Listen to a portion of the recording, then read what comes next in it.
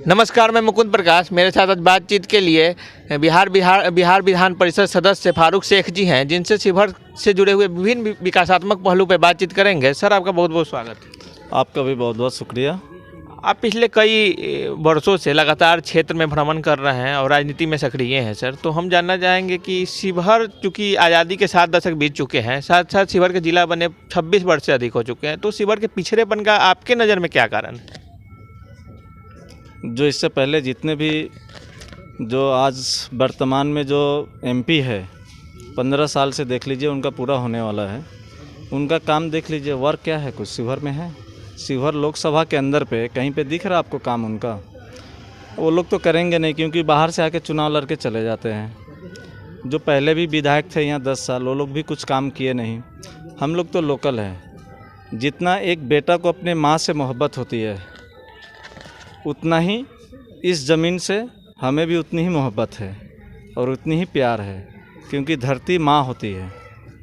हर लोग बोलते हैं धरती माँ है, तो ये धरती शिवहर जिला, शिवहर लोकसभा हमारे लिए माँ है। तो इसका माँ का मान सम्मान बढ़ाना बेटा का काम होता है। तो जो बेटा होगा वही अपने माँ का मान और सम्मान बढ़ाएगा। एक चीज़ और बताया जाए कि आपकी प्राथमिकताओं में कौन कौन मुद्दे शामिल हैं जिनका समाधान आप प्राथमिकता के तौर पे करना चाहेंगे? देखिए, अभी बहुत सारा जो मुद्दा था आपका, जैसे बेलवा घाट का, आप देखे होंगे, ये काफ़ी टाइम से पेंडिंग पड़ा हुआ था, बहुत सालों से, बरसों से। वैसे ही आपका NH 104 शिवहर से सीतामढ़ी, वो सब आपके काफ़ी टाइम से 15 मानी बरसों से देखिए ऐसे ही कुछ काम नहीं हो रहा है, क्योंकि पूछने वाले कोई लोग नहीं थे। तो ये बहुत बड़ा देन है हमारे राष्ट्रीय अध्यक्ष लालू प्रसाद यादव जी का, जो एक गरीब बेटा को शिवहर के अंदर जिम्मेदारी दे करके उन्होंने भेजा, MLC बना करके से। जो MP और जो शिवहर का विधायक पहले जो काम नहीं कर रहा था, तुम जा कर के काम करो वहाँ, और वहाँ के लोगों के लिए काम करो। जो समस्या है उसको सॉर्ट आउट करो, मानी ख़त्म करो। उनकी जो भी काम है, रोड का हो, जो भी काम है, पुल पुलिया हो या रोड हो, आप देखिएगा, ये लगभग 1.5 साल हो गया हमको। 1.5 साल में आप रोड का काम देख लीजिए कितना चालू हो गया। हर क्वेश्चन विधानसभा के अंदर जब भी हाउस चालू होता है, विधान परिषद के अंदर उठाने का काम करते हैं, और सिर्फ उठा करके छोड़ नहीं देते, फाइल तक ही नहीं सीमित रखते हैं उसको, और हाउस के अंदर सीमित नहीं रखते हैं। उसके पीछे हम लोग जाते हैं, हर डिपार्टमेंट में जहाँ जाने की ज़रूरत पड़े, भागने की ज़रूरत पड़े, वहाँ भागते हैं और उनके पीछे रह करके काम करवाते हैं। जैसे आज बेलवा घाट का देख लीजिए, दिसंबर तक का टाइमिंग था, लेकिन बाद में हम लोग गए तो बोले दिसंबर तक तो नहीं होगा, लेकिन आपको ये ईयर एंडिंग तक कंप्लीट हो जाएगा। ईयर एंडिंग तक आपको मानी मार्च तक का कंप्लीट हो जाएगा। एक और बड़ा महत्वपूर्ण सवाल है, यहाँ इस क्षेत्र में एक रीगा चीनी मिल था, जिसके बंद होने से किसान को आर्थिक क्षति का सामना करना पड़ रहा है। साथ साथ कहीं ना कहीं गन्ना की खेती प्रभावित हो रही है और लोग गन्ना के खेती से दूर होते जा रहे हैं। तो रीगा चीनी मिल चालू कराने के लिए आप क्या प्रयास करेंगे? इससे पहले भी हाउस में हम लोग आवाज़ उठाएं, हमेशा सरकार से मांग किए से भाई रीगा जो चीनी मिल है उसको चालू किया जाए। तो उनके मालिक कलकत्ता भाग गए। सरकार ने जो प्रमोद जी हैं, बीजेपी का जो मंत्री हैं, उन्होंने भी जवाब दिया से ठीक है, हम लोग बात कर रहे हैं, कलकत्ता है, मालिक से बात कर रहे हैं, चालू कराने का काम करेंगे, लेकिन कुछ नहीं दिख रहा है। सरकार को इच्छा ही नहीं है। सरकार को तो ये है, जितना भी जो रोज़गार का जरिया है या किसान का जो चीनी मिल, जितने भी चीनी मिल देखेंगे आप देख लीजिए, 15 साल पहले का चीनी मिल, जो लोग बोलते हैं पहले जंगल राज आज है, 15 साल पहले नहीं था। जंगल राज तो आज है। जब आज के डेट में जितना भी चीनी मिल है बंद हो गया आपका। रोज़गार के क्या है, रोज़गार के मामले में कुछ है? किसान मरेगा कौन? अगर आप देख लीजिए, चीनी मिल अगर रीगा भी बंद हो गया तो कौन मरेगा? बंद हो चुका है, बंद तो हो ही चुका है, तो कौन मर रहा है? आज उनका गन्ना क्या भाव में जा रहा है? औने पौने दाम, मानी रुपया का माल 4 आना में। और बेचारे किसान क्या करेंगे? उनका रोज़गार वही है। आज मजबूरी है, कर्जा चुकाना है उनको, बैंक से कर्जा लिए, प्राइवेट जगह से कर्जा लेके बैठे हुए हैं। अब रुपया का माल 4 आना में बेच के जा रहे हैं। ये कारण क्या है? एक ही है, सरकार, पूरा इसके जिम्मेदार सरकार है। अगर ये चीनी मिल चालू होता तो किसान का ये हालत नहीं होता।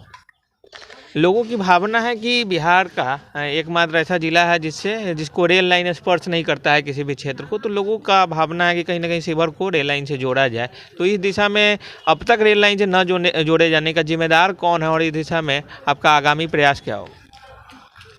जो यहाँ के सांसद है उनकी पूरी जिम्मेवारी है, वो पूरे फेलियर है। वो कभी कोशिश ही नहीं किए जो शिवहर रेल से जुड़ जाए, कभी भी कोशिश नहीं किए। अगर कोशिश किए होते तो आज शिवहर में रेल होता, रेल जो आज सीतामढ़ी, मोतिहारी, मुजफ्फरपुर से ज्वाइंट होता ये। तो उनका कोशिश ही नहीं रहा, कभी भी पहल ही नहीं किए वो। ये सब झूठ है, कभी भी पहल ही नहीं किए जो हम चाहते हो। उनका कुछ बयान आता है, हम लोग भी देखते हैं, लेकिन वो पूरा झूठ बोलती है। उस पर 1% भी सच्चाई नहीं है।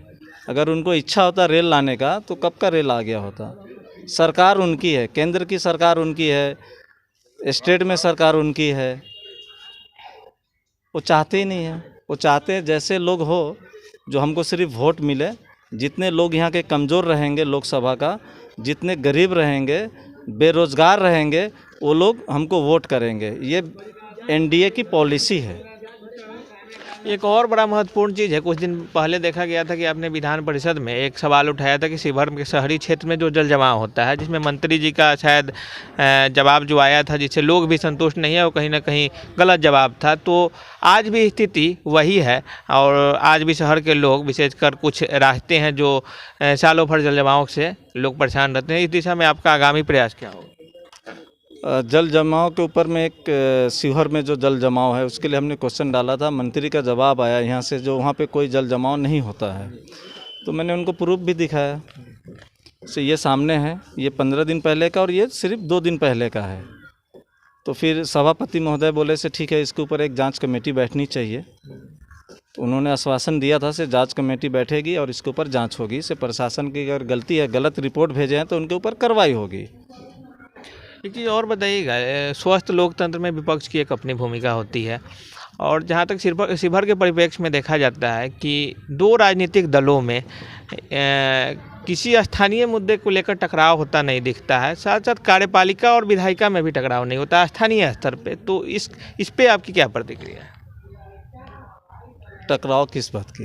देखिए, स्थानीय लोग, ये रेल का टॉपिक हो या किसी भी टॉपिक हो जिस पे वर्तमान जो लोग जीते हुए हैं लोकसभा में, तो अगर किसी मुद्दे पे वो काम नहीं कर रहे हैं तो एक सड़क पे संघर्ष होता है 2 राजनीतिक दलों के बीच में, या फिर अगर प्रशासन के लोग और कोई काम नहीं कर रहे हैं तो एक लोकतंत्र में टकराव देखने को मिलता है कई जगह पे। तो शिवहर में के लोगों का कहना है कि सड़क पे जो टकराव होना चाहिए पक्ष विपक्ष में, वो टकराव अभी तक देखने को मिलता नहीं है।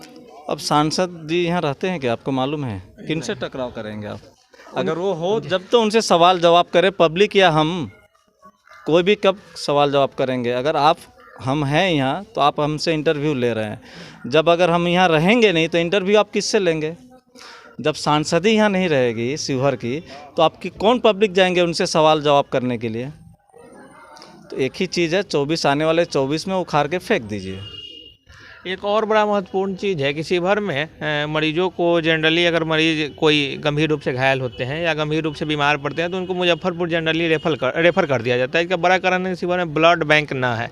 दूसरा बात यह है कि यहाँ एक डिग्री कॉलेज है जहाँ उच्च शिक्षा का व्यवस्था किया गया था, लेकिन पढ़ाई नहीं होता है। तो ये उच्च शिक्षा का जो स्थिति खराब है, साथ साथ स्वास्थ्य व्यवस्था भी जर्जर है। इस दोनों मुद्दे पर आपकी क्या प्रतिक्रिया? स्वास्थ्य के लिए तो आप देखे होंगे पहले से जो साधन नहीं था हॉस्पिटल का, काफ़ी सुधार हुआ है और उसमें हमने काफ़ी पहल किया और हमने अपने तरफ से फंड भी दिया। आप लोग को भी मालूम होगा, वेंटिलेटर को फंड हो, निजी फंड हो या हमारे योजना से हो, दोनों जगह से हमने दिया।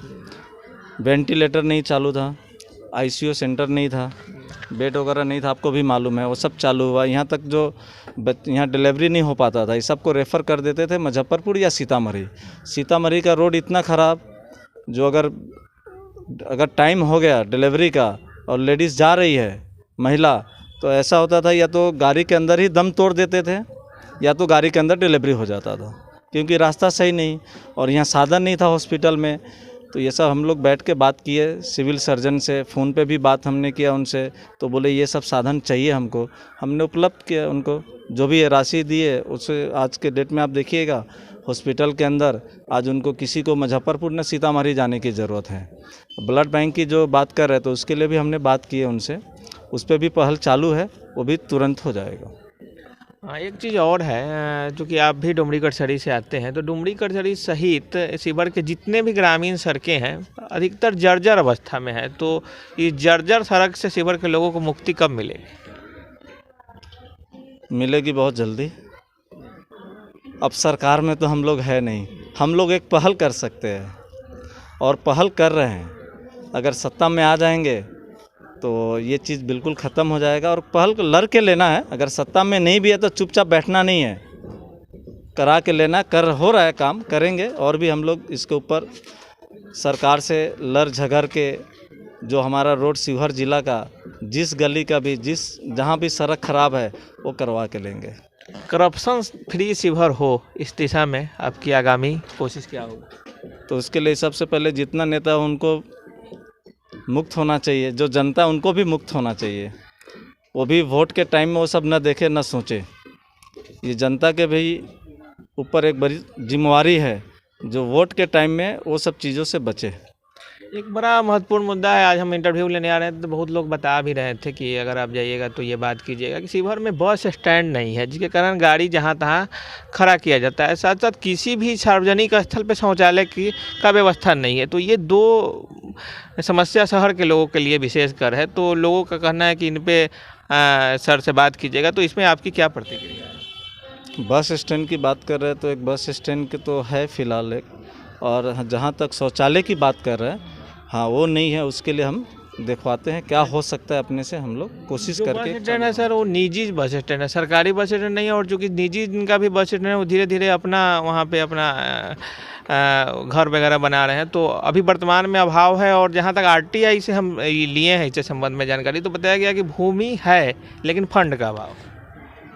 तो भूमि है, चेक करवा लेते हैं, अगर ऐसी ज़रूरत पड़ेगी तो हम लोग मांग रखेंगे और जो हम लोग से पहल होगा करके ख़त्म करेंगे उसको।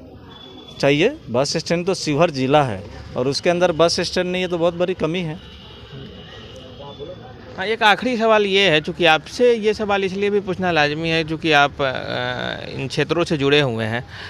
देखा जाता है शिवहर में युवाओं के पास रोज़गार का कोई साधन नहीं है, और रोज़गार का साधन इसलिए भी नहीं है कि यहाँ कोई उद्योग धंधा नहीं है। तो इस दिशा में आपका क्या प्रयास होगा? मेरा मकसद ही वही है, एक ही चीज़ है। पॉलिटिक्स में आने का मकसद एक है, शिवहर में रोज़गार होना चाहिए। शिवहर लोकसभा के अंतर्गत रोज़गार, जैसे आज यहाँ कुछ नहीं है लेकिन बिहार के लोग मुंबई, दिल्ली, कलकत्ता, मानी पूरे दुनिया के अंदर, सिर्फ इंडिया के अंदर की बात नहीं कर लीजिए, पूरे दुनिया में जा कर के वहाँ खूंटा गाड़ के आ जाते हैं। हम लोग भी गए, हम लोग भी यहाँ से बाहर गए, जा कर के वहाँ जो भी काम करना हुआ किए, और आज हम लोग वहाँ फैक्ट्री चला रहे हैं। वो फैक्ट्री आज हम लोग यहाँ हम लोग चला सकते हैं और चलाएंगे। और इसके लिए देखिए पहल करने का, इस पर हम पहल कर रहे हैं और कोशिश भी है इसमें। जो शिवहर लोकसभा के अंदर यहाँ जो बैग बनाने की फैक्ट्री है, जूता बनाने की फैक्ट्री है, गारमेंट की फैक्ट्री है, ये सब इंडस्ट्री से हमारी बात हो रही है और ये लोग सब आने के लिए यहाँ तैयार हैं। और तेजस्वी जी से हमारी बात हुई थी इलेक्शन से पहले, 20 में जो चुनाव हुई इससे पहले हमारी बात, इस मुद्दे पे मीटिंग हुई हमारी। ये सब कैसे कर सकते हैं हम, अपनी सरकार आएगी तो हम लोग कैसे प्लानिंग करें जो यहाँ के लोग को रोज़गार दिया जाए। तो इसमें हम लोग बात किए से आज जितने लोग यहाँ से बाहर है, और सिर्फ एक इंडस्ट्रीज़ की बात कर रहा हूँ जो बैग इंडस्ट्रीज़ है या शूज़ है या बेल्ट है, इसमें कम से कम आप दिल्ली, मुंबई, कलकत्ता देखेंगे तो 50 लाख आदमी काम करते हैं। 50 लाख सिर्फ मुंबई के अंदर आपको कम से कम 3 से 4 लाख आदमी जो है इसी लाइन से जुड़ा हुआ है। तो उन लोगों को अगर यहाँ साधन मिले, यहाँ काम करे, तो ये रोज़गार यहाँ मिलेगा लोगों को। और 2 बेनिफिट है, यहाँ अगर लोकल में काम करते हैं तो आज महिला घर में काम नहीं कर पाती है जा कर के, और ये बाहर जाएंगे, चाइना वगैरह में आप जाएंगे, अपना कर्नाटक वगैरह में जाएंगे तो आप देखेंगे सिलाई का काम है, गारमेंट सिलना, वो घर में भी बैठ के लेडीज़ काम करती है। और एक कंपनी में जा कर के सुबह में 8 बजे जाए, बच्चे लोग को छोड़ के स्कूल टिफ़िन लेके जाती है, अब बेंगलोर वगैरह का जो सिस्टम है, जो कंपनी वगैरह में हम लोग देखते हैं और काम होते हैं, बेंगलोर हो, गुजरात हो, ये सब जगह पे यही सिस्टम है।